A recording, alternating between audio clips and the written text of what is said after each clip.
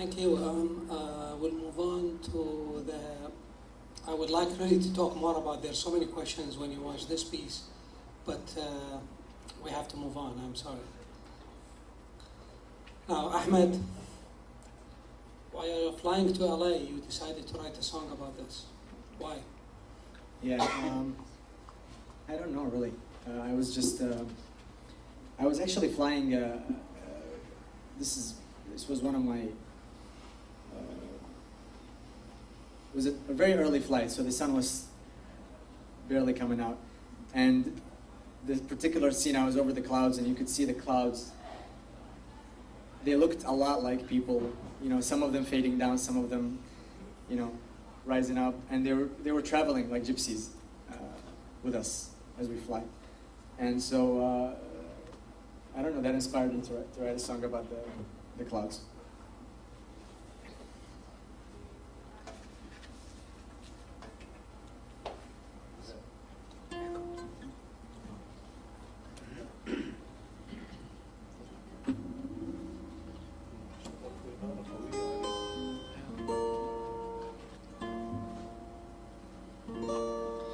Carried by a bird I was, migrating eastward, and his loud stomach, cold, sitting still among many others.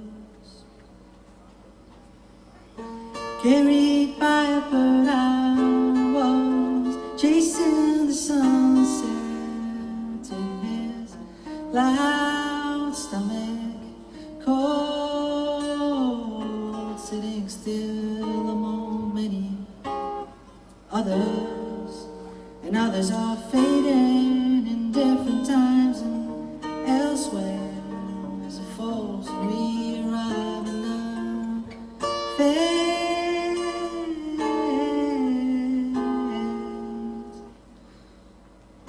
Oh, fades.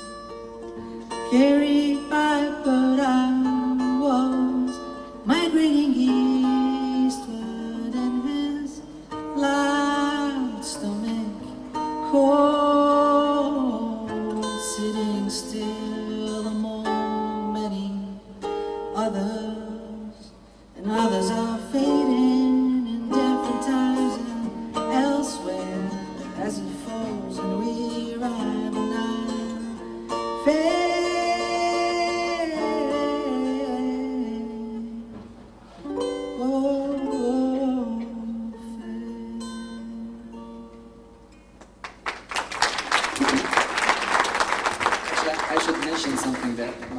My songs are really short. They're really not typical because they're based on poetry. I write a line of poetry or two, and then I find it comes usually naturally, the melody that goes with it, and I build from that. So the songs are kind of short. They're kind of more like a poem form and offbeat, I think. I think the images in front of us is a very good example about Ahmed, how he feels about the violent. And look, he's really he's tortured. Tell us more about it. Yeah, I was born before the first Iraq War. I had to experience it. The first Iraq War. What do you mean the first Iraq War? The first Iraq War, and I mean the first Gulf War. To us, for me, it's the first Gulf War, which happened in 90. It not only, in a way, sort of, not just our family, but a lot of families got affected by it. Oh. Not just our families were affected by this. Many Iraqi families were kind of scattered, and my father and mother took their separate paths, and I was sort of stuck there. I stayed most of my life with my mother. My mother was really a very, very strong woman until the last day of her life. Without her, I'm nothing. And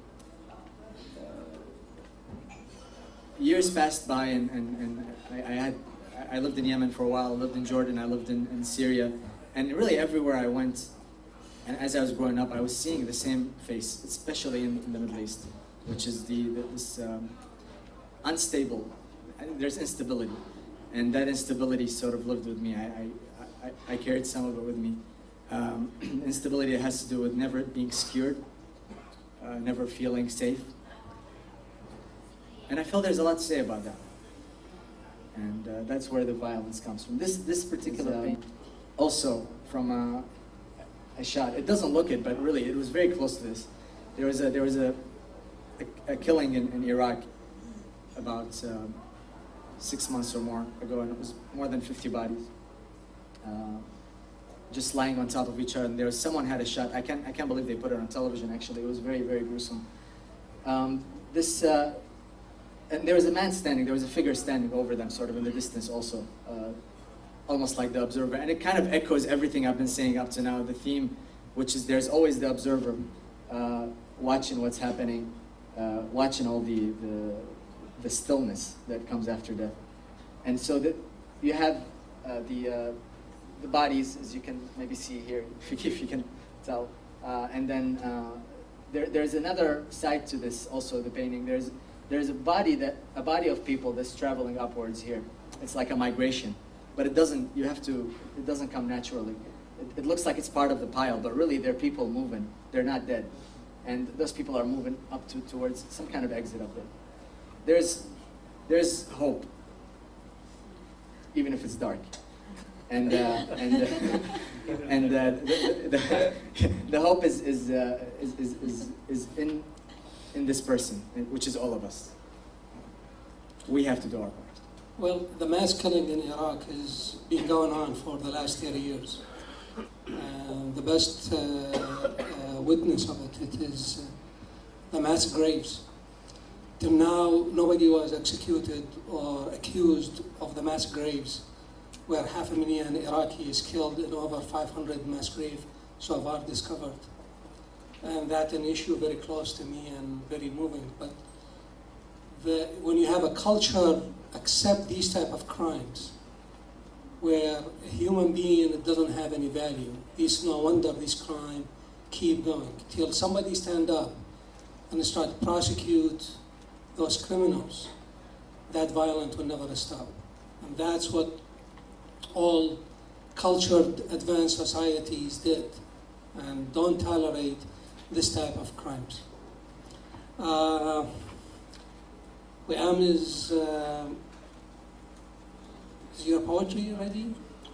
Yeah, this is actually the one that I can't find, but I'd like to read it. I can, if you can just, when I get to like the word street, just go to the next page. Yeah.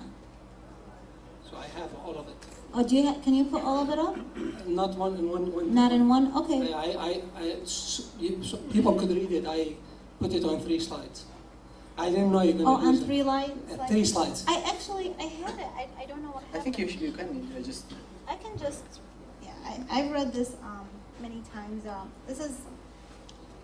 Tell us more. What's going on here? Well... Why you are on mute? When I started writing, I began writing books right away. I never started anything short. I decided I'm going to write books, and that was my first attempt.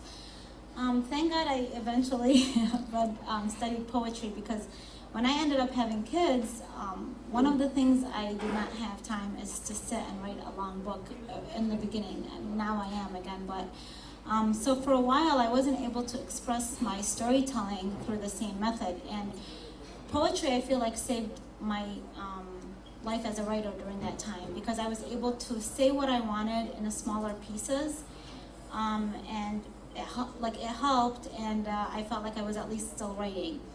And this was, after the 2003 war, for a while, it was too painful for me to address in any way. And because I wasn't writing books, it was kind of confusing, because it's like, how do I express this?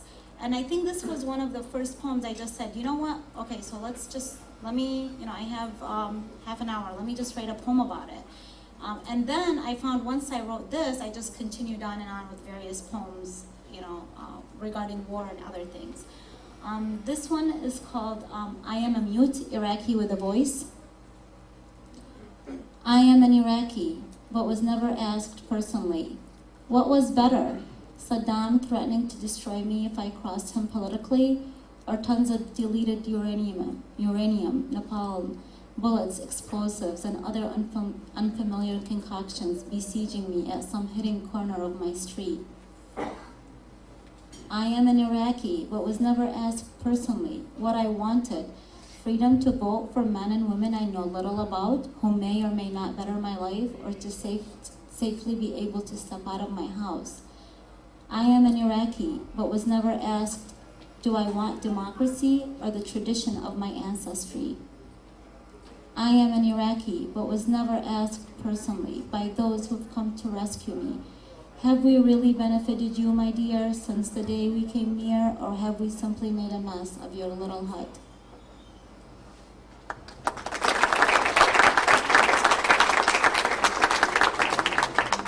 Actually, I don't know, is there a time I have one more poem I'd like to read? Go ahead.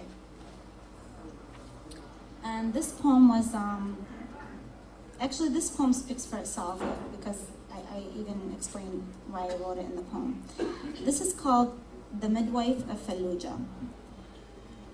Everyone knew Auntie Hasina, a Christian who lived alone in Fallujah after her husband went missing in some war and left her to raise a little boy.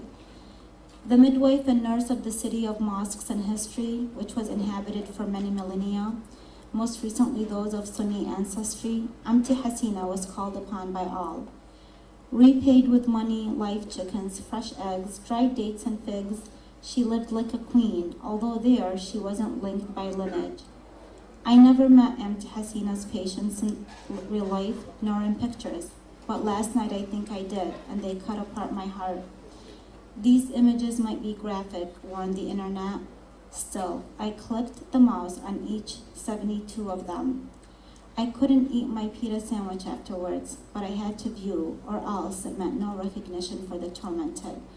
I thanked Allah Aunt Hasina wasn't around to see Fallujah an empty ground, to weep over men and women she might have once treated or given birth to, lying in their beds, swimming in their blood, faces blown off, hair and skin scalded, bodies partially eaten by dogs, birds, and cats.